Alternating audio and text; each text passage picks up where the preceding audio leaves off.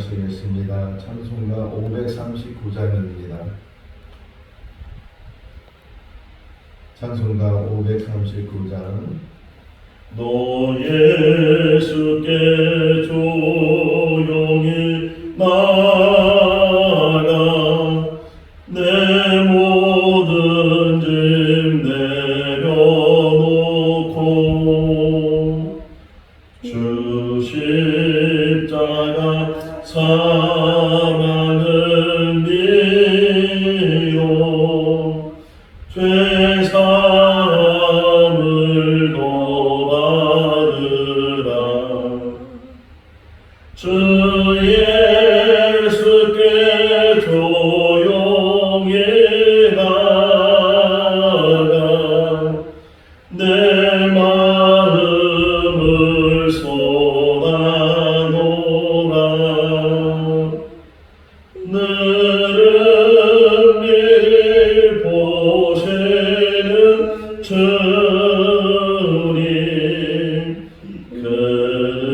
은혜를 베푸시리.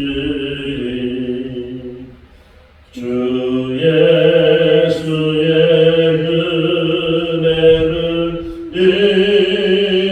입어 내 슬픔이 없어지리. 내 이웃을 늘 사랑하여 또 받은 것 거둬주라. 주 예수께 조용히 나가 내 마음을 쏟아놓으라. 너를 미리 보시는 주님 그 은혜를 베푸시리. 주 예수를 친구로 삼아 늘 내 옆에 모시어라. 그 영원한 생명샘물에 내 마음 목축이오라. 주 예수께 조용히 나가 내 마음을 쏟아놓으라. 너를 미리 보시는 주님 그 은혜를 베푸시리. 너 주님과 사귀어 살며 새 생명이 넘치리라. 주 예수를 찾는 이 앞에 참 밝은 빛 비추어라. 주 예수께 조용히 나가 내 마음을 쏟아놓으라. 너를 미리 보시는 주님 그 은혜를 베푸시리. 창세기 42장 26절에서 38절 말씀입니다. 창세기 42장 26절에서 38절 말씀. 그들이 곡식을 나귀에 싣고 그곳을 떠났더니 한 사람이 여간에서 나귀에게 먹이를 주려고 자루를 끌고 본즉 그 본이 자루 아귀에 있는지라. 그가 그 형제에게 말하되 내 돈을 도로 넣었도다. 보라 자루 속에 있도다. 이에 그들이 혼이 나서 떨며 서로 돌아보며 말하되 하나님이 어찌하여 이런 일을 우리에게 행하셨는가 하고 그들이 가나안 땅에 돌아와 그들의 아버지 야곱에게 이르러 그들이 당한 일을 자세히 알리어 아뢰되 그 땅의 주인이 그 사람이 오하게 우리에게 말씀하고 우리를 그 땅에 대한 정탐꾼으로 여기기로 우리가 그에게 이르되 우리는 확실한 자들이여 정탐꾼이 아니니이다. 우리는 한 아버지의 아들 12 형제로서 하나는 없어지고 막내는 오늘 우리 아버지와 함께 가나안 땅에 있나이다 하였더니 그 땅의 주인이 그 사람이 우리에게 이르되 내가 이같이 하여 너희가 확실한 자들임을 알리니 너희 형제 중에 하나를 내게 두고 양식을 가지고 가서 너희 집안의 굶주림을 구하고 너희 막내 아우를 내게로 데려오라. 그러면 너희가 정탐꾼이 아니요 확실한 자들임을 내가 알고 너희 형제를 너희에게로 돌리리니 너희가 이 나라에서 미혹하리라 하더이다 하고 각기 자루를 쏟고 본즉 각 사람의 본 뭉치가 그의 자루 속에 있는지라. 그들과 그들의 아버지가 본 뭉치를 보고 다 두려워하더니 그들의 아버지 야곱이 그들에게 이르되 너희가 나에게 내 자식들을 잃게 하도다. 요셉도 없어졌고 시므온도 없어졌거늘 베냐민을 또 빼앗고 나오자 하니 이는 다 나를 해롭게 하리로다. 르벤이 그의 아버지에게 말하여 이르되 내가 그를 아버지께로 데리고 오지 아니하거든 내 두 아들을 죽이소서. 그를 내 손에 맡기소서. 내가 그를 아버지께로 데리고 돌아오리이다. 같이요. 야곱이 이르되 내 아들은 너희와 함께 내려가지 못하리니 그의 영은 죽고 그만 남았습니다. 만일 너희가 가는 길에서 재난이 그에게 미치면 너희가 내 흰머리를 슬퍼하며 서울로 내려가게 하리 되리라. 아멘. 할렐루야. 성경은 하나님에 대한 말씀이다. 또 하나님의 말씀이다. 이렇게 우리의 이야기를 하고 있습니다. 물론 자연을 통해서도 하나님을 만날 수 있지만 특별히 성경 안에서 하나님을 만날 수 있습니다. 다만 성경 안에서 설명해 주는 하나님은 전체의 하나님에 대한 설명이 아니고 한 부분적인, 그러니까 성경에서 하나님을 이야기하고 설명해 주고 하나님이 이런 분이시다 이렇게 우리에게 말씀을 하고 있는데 그럼에도 불구하고 그 이상이신 분이 하나님이시다. 다만 우리가 그래도 이 자연을 통해서 하나님을 알고 또 이 성경을 통해서 하나님을 알고 있는데 우리가 아는 지식 속에서 하나님을 표현할 때 아주 간단한 말로 표현하는 것 중에 하나가 하나님은 전지전능하시다 이렇게 표현하죠. 하나님은 영원하신 분이시고 뭐 여러 가지 설명이 있는데 그 가운데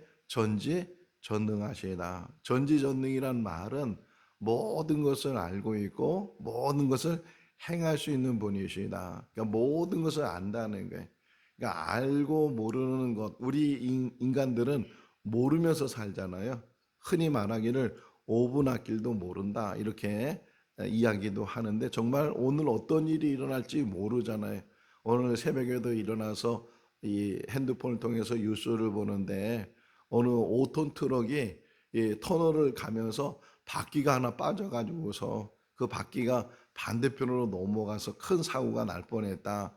그런 뉴스를 접하면서 그 트럭 운전수가 그 트럭을 운전하면서 바퀴가 빠질 줄이야 어떻게 알았겠어요. 빠지고 나서야 큰 사고가 났다는 것을 알게 되지 그 전에 알지 못하는 그러한 일들이 우리 인생 속에서도 많이 일어나는데 근데 우리가 하나님을 표현할 때는 하나님은 전지하신 분이시다. 전능하신 분이시다. 그러니까 모든 것을 알고 계시는 분이신데, 근데 가끔 이 성경을 보니까 하나님은 아무것도 모르는 우리들에게 미리 일어날 일들에 대해서 이야기를 해주시는 거죠. 흔히 말하는 예언이라는 것, 예언을 통해서 앞으로 이런 일들이 일어날 것이다, 이렇게 우리에게 알게 해주시는 일들이 가끔 일어나게 되는데, 그 방법 중에 하나가 꿈이에요. 그러니까 인간이 꾸는 꿈을 통해서, 저는 꿈을 꿔도 그 꿈이 잘 해석이 안 될 뿐만 아니라 꿈이 이루어지는 것을 한 번도 경험한 적이 없는데, 어떤 분은 정말 그 꿈이 늘 이렇게 앞으로 일어날 일에 대해서 이 꿈을 통해서 이야기하는 것을 자기가 경험했다, 이렇게 하시는 분들도 있는데, 근데 성경에도 그런 이야기가 나온다는 거예요. 요셉이 17살 때 꿈을 꿨는데 자기 형들이 자기 앞에 절을 하는 꿈을 꾸고, 심지어는 해와 달과 11개의 별이 자기에게 절을 한다, 아버지, 어머니, 형들이 다 자기에게 절을 한다고 그런 꿈을 꾸고, 그 꿈을 형들에게 또 아버지에게 이야기했을 때 그 꿈 때문에 그냥 더 시기를 받게 되고 미움을 받게 되고, 결국 그 꿈 때문에 팔려가게 되고 하는 그러한 신세가 됐지만, 그냥 꿈은 꿈으로 지나갈 수도 있는데, 근데 그냥 그렇게 해서 세월이 흘러서 20여 년이 지나고 나서 보니까 현실적으로 그 곡식을 사러 애굽 땅에 와서 그 요셉 앞에 형들이 엎드린 그런 사건을 우리가 어제 새벽에 보게 됐습니다. 그러니까 앞으로 일어날 일들에 대해서 때로는 하나님께서 꿈을 통해서, 또 바로가 꿈을 꿨는데 이제 7년 풍년이 들고 그다음에 7년 흉년이 드는 그런 꿈을 꾸게 하시고, 그것을 통해서 대비하도록, 그래서 이 요셉이 애굽의 총리가 되는 그런 일도 일어나게 됐는데, 어쨌든 요 과정 속에서 요셉은 앞으로도 몇 년 동안은 더 기근이 있을 것이고 흉년이 될 것이고 하는 것을 요셉은 알고 있었고, 반면에 이 곡식을 사러 왔던 이 형들은 전혀 모르죠. 이 흉년이 왜 생겼는지, 언제까지 이 흉년이 계속 지속되는지 이걸 전혀 모르는 상황에서 지금 요셉을 만나게 되고, 요셉을 통해서 곡식을 이제 사서 집으로 돌아가게 되는 그런 모습을 보면서, 한편으로는 오늘 새벽에 일어나서 말씀이 묵상된다는 것이, 앞으로 일어날 일들에 대해서 이게 뭐 점쟁이가 되고 무당이 되고 그런 것이 아니고, 앞으로 일어날 일들에 대해서 우리가 안다는 것이 얼마나 큰 축복인가 하는 것을 우리가 생각해 볼 때, 앞으로 일어나는 일들, 분명한 사실은 우리 개인의 종말이 있고 세상의 종말이 있고 예수님의 재림이 있을 것이고, 그리고 하나님 나라 완성이 있을 텐데, 그 모든 일들을 바라보면서 우리가 이 땅에서 어떻게 살아야 되는가. 마태복음 24장을 보게 되면 예수님께서 종말에 대한 이야기를 다 말씀하시고 나서 이 마지막 때에 일어난 일들, 마지막 때에 일어난 현상들, 적그리스도인이 많이 나타난다, 그런 말씀을 하시면서 예수님께서 신신당부하는 것이 뭐냐면, 깨어 있어라.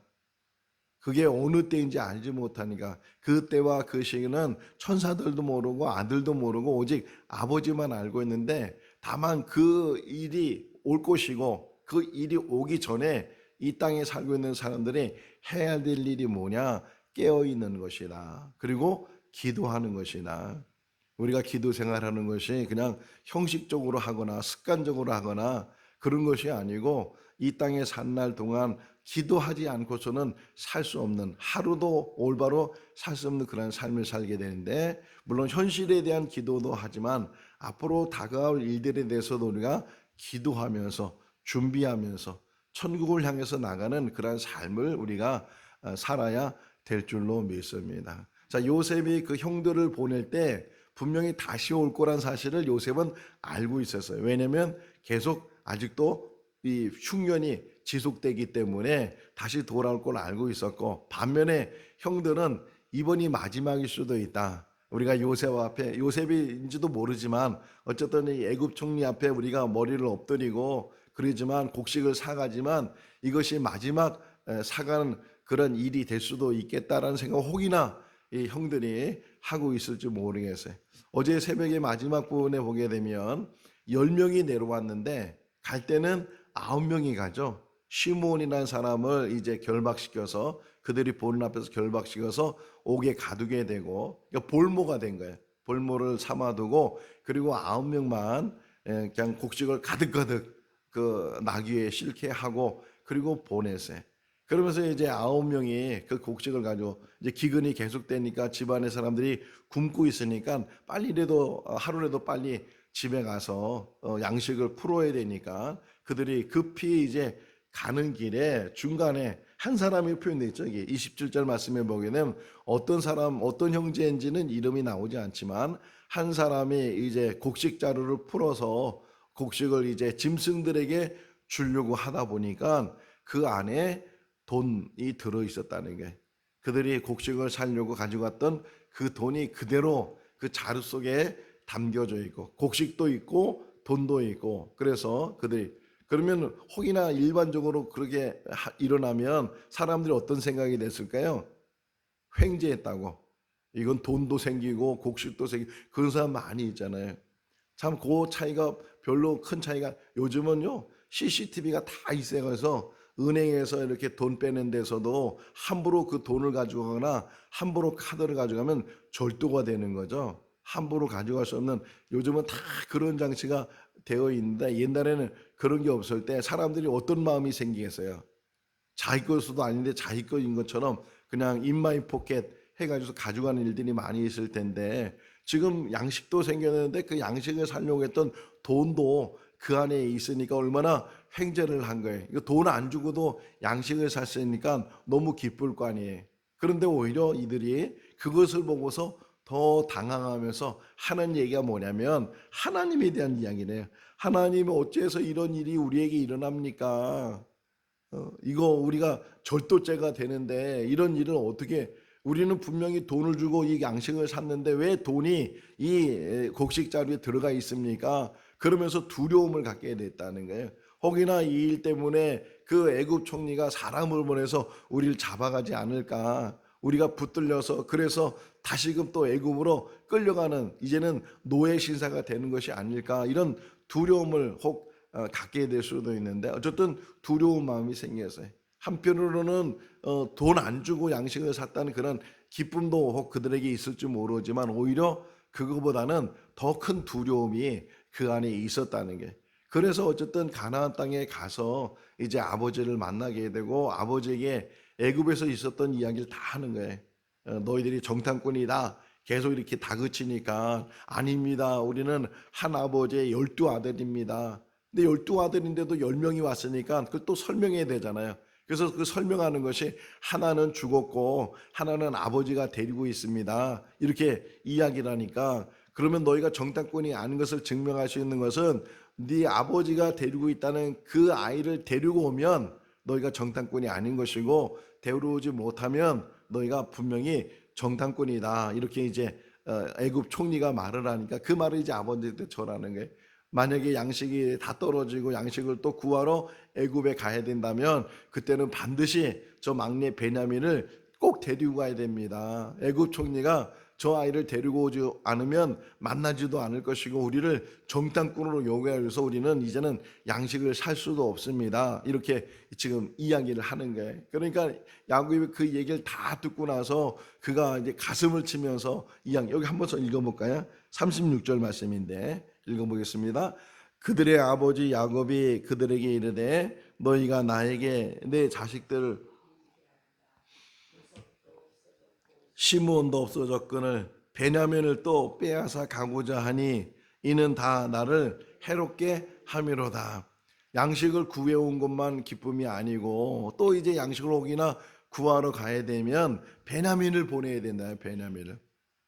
원래는 요셉을 그렇게 편애하고 사랑했던 야곱이었는데 요셉이 죽었다는 소식을 듣고 많이 침통해하고 애통해하고 그러면서 이제 요셉 대신에 그 요셉의 동생 베냐민을 요셉처럼 그렇게 사랑하고 양식을 구하러 갈 때도 다른 아들은 다 양식을 구해오라고 보내면서도 베냐민을 보내지 않았던 그런 야곱인데 지금 양식을 다시 구하러 가려고 하면 베냐민을 보내야 된다고 하니까 이 지금 애통해 하는 거예요. 아니 지금 요셉도 잃었는데 또 심지어는 지금 10명이 내려갔는데 9명이 왔잖아요. 시므온이 지금 결박당하고 있으니까 여기 지금 야곱의 말을 보면 시므온도 없어졌고 시므온도 잃었는데 이 베냐민조차도 데려가려고 한다고, 나를 너무 슬프게 한다고, 나를 너무 힘들게 한다고 막 야곱이 그렇게 이야기를 하는 거예요. 자, 그러는 중에 르우벤이 등장을 하죠. 37절에 르우벤이 아버지 그러지 마십시오. 지금 우리가 다시 또 양식이 떨어져서 양식을 구하러 가야 된다면 이번에는 반드시 베냐민을 데려가야지 그 총리 앞에 우리가 갈 수 있고 총리를 통해서 우리가 양식을 살 수 있습니다. 만약 베냐민을 보내지 않으면 우리가 갈 수가 없습니다. 혹이나 우리가 베냐민을 데리고 가서 베냐민에게 무슨 일이 일어난다면 제 두 아들을 아버지 마음대로 하세요. 그러니까 두 아들을 담보물로 이제 잡는 거예요. 르우벤이 내 두 아들을 아버지께 맡길 테니까 혹이나 베냐민에게 문제가 생기고 베냐민을 애굽에서부터 데리고 오지 못한다면 제가 다 책임지겠습니다. 이렇게 르우벤이 이야기를 해요. 그래도 마음이 놓이질 않는 거예요. 어쨌든 베냐민을 보내고 싶지 않은 그런 마음이 놓이지 않는다 하는 것을 생각해 볼 때 오늘 이 말씀을 묵상하면서 자, 우리들도 우리 자녀들을 키울 때 얼마나 귀해요. 고슴도치도 자기 자식이 제일 귀엽다고 이렇게 표현하고 있는 것처럼 우리 자녀들이 가장 귀하고, 그런데도 불구하고 그 귀하다고 해서 늘 품에 품고 있는다고 그것이 보호가 되겠는가. 자, 이 말씀을 묵상하면서 오늘 아침에 어떤 생각이 들었냐면 아브라함 생각이 들었어요. 아브라함이 그렇게 자녀를 갖고 싶어 했다가 100세에 그 아들 이삭을 낳았으니 이삭이 얼마나 귀하겠어요. 뭐 정말 흔히 말하는 눈에 넣어도 아프지 않을 정도로 그런 귀한 아들인데 어느 날 하나님께서 그 아브라함에게 말씀하시기를 네가 사랑하는 독자 그 이삭을 제물로 바치라는 거예요. 내가 지시하는 곳 와서 제물로 바치라. 그것이 모리아 산이었고, 근데 결국은 이 아브라함이 이 이삭을 데리고 3일 동안 걸어가서 모리아에 가고 모리아에서 제단을 만들어서 그 위에서 이삭을 결박시켜서 죽이려고 했던 그런 모습을 보면서, 물론 자식처럼 귀한 게 어디 또 있겠어요. 그 어느 것하고도 비교되지 않고 그 어느 것하고도 이제 바꿀 수 없는 것이 자녀인데, 자식인데, 그럼에도 불구하고 아브라함의 모습 속에서 그 이상의 것이 있는데 그것이 바로 하나님과 관계고 하나님에 대한 믿음이라는 거예요. 근데 야곱은 그러지 못하잖아요. 지금 요셉을 그렇게 끌어안고 또 요셉이 없어졌다가 하니까 그렇게 베냐민을 끌어안고 자기가 지켜야 되는 것처럼, 자기가 보호해야 되는 것처럼, 자기와 함께 해야 되는 것처럼 그렇게 하다 보니까 결국은 문제가 더 커지게 되고 문제가 발생하게 되는 그런 일들이 많이 있는데, 우리들도 마찬가지예요. 우리 자녀가 가장 귀한 존재라 할지라도 자녀는 자녀된 삶을 살고 그 독립적인 삶을 사는 것이고 그들의 삶을 사는 것이지, 내가 아무리 과보한다고 해서 그것이 보호가 되겠느냐, 그렇지 않다는 게. 그러면서 오늘 새벽에 우리가 이런 기도를 해야 되겠다. 물론 내 사랑은 변함이 없지만, 자녀에 대한 사랑은 변함이 없지만, 그러나 그 자녀까지도 다 누구한테 맡겨야 된다? 하나님께 맡기는 거예요. 하나님이 지켜주시고 하나님이 인도하셔야지, 하나님이 보호하셔야지. 야곱은 자기가 요셉을 지킬 줄 알았고 요셉을 이제 자기가 보호할 줄 알았는데 그러지 못했잖아요. 그러나 하나님이 요셉을 보호해 주시고 인도하시고 하나님이 세워주시는 것처럼 우리가 그 모든 일들, 자식뿐만 아니라 세상의 그 모든 일도 마찬가지예요. 내가 지킨다고 해서 재물이 지켜지는 것이 아니고, 내가 지킨다고 해서 건강이 지켜지는 것이 아니고, 내가 지킨다고 해서 뭐가 지켜지는 것이 아니고, 오직 날마다 우리는 하나님 앞에 엎드려서 하나님만이 하실 수 있습니다. 그래서 전지전능히 하나님의 모든 것을 알고 계시고 하나님의 모든 것을 능히 행할 수 있는 분이십니다. 오늘 이 새벽에도 하나님 앞에 엎드리는 거예요. 하나님께 다 맡기면서 하나님이 행하십시오, 하나님이 이루시옵소서, 하나님이 역사하여 주시옵소서. 하나님께서 이 모든 어려운 문제들, 이 어려운 장애들, 막혀있는 모든 것들, 아무리 사방팔병이 막혀있다 할지라도, 아무리 해결될 문제의 해결 방법이 보이지 않는다 할지라도 하나님은 능히 길이 아닌 곳에 길을 만드시는 분이시고 무너지는 곳에 하나님께서 새롭게 만드시는 인간의 좌절 속에 있는다 할지라도 하나님은 거기서 새롭게 시작하시는 분이 하나님이십니다 라고 고백하면서 하나님께 절대적으로 의지하는 그러한 삶이 우리 삶이 돼야 될 줄로 믿습니다. 여기서 보세요. 야곱은 자기가 지켜야 된다는 게, 자기 품 안에 있어야 된다는 게, 그러나 하나님은 놓으라는 거죠. 놓고 하나님께 맡기고, 그래서 결국은 이제 내일 새벽에 보게 되면 양식이 떨어지고 나니까 이제 어쩔 수 없는 상황이 되니까 야곱도 포기하게 돼. 그러니까 포기하지 못할 때는 역사가 일어나지 않은데 포기하게 되면, 이제 맡기게 되면, 그래서 기도해요. 내일 새벽에 말씀을 보시겠지만 결국은 자기가 지킨다고 해서 지켜지는 것이 아니고 결국은 내려놔야 되고 포기해야 되고, 그러면서 야곱이 하는 행동이 뭐냐? 하나님께 맡기는 거예요. 우리가 이 땅에 산 날 동안 절대적인 믿음은 뭐냐? 하나님만 바라보는 거예요. 하나님만 의지하는 거예요. 하나님이 역사하실 줄로 믿습니다. 하나님이 길을 열어주시고 놀라운 은혜로, 미라클이라는 단어가 있잖아요. 기적. 이 기적이라는 것인데 하나님이 일상의 모든 삶은 기적 속에 계셔요. 또 우리의 모든 삶도 기적 속에 있어요. 살아있는 그 자체도 기적이잖아요.